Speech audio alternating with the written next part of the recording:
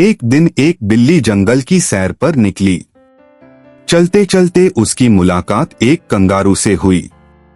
बिल्ली ने हैरानी से पूछा, तुम इतना कूदते क्यों हो? आराम से क्यों नहीं चलते?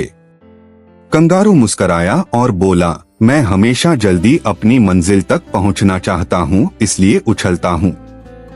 बिल्ली ने कहा, पर मैं धीरे धीरे और सोच समझकर चलती हूं ताकि कोई गलती न हो। दोनों साथ में आगे बढ़े। अचानक रास्ते में एक गड्ढा आ गया। कंगारू ने छलांग लगाकर उसे पार कर लिया, लेकिन बिल्ली रुकी, गड्ढे को ध्यान से देखा और फिर एक सुरक्षित रास्ते से धीरे धीरे निकल गई। आखिरकार दोनों अपनी मंजिल तक पहुंच गए और उन्होंने ये सीखा, कभी कभी तेजी फायदेमंद होती है और कभी सावधानी ही सफलता की चाबी बनती है।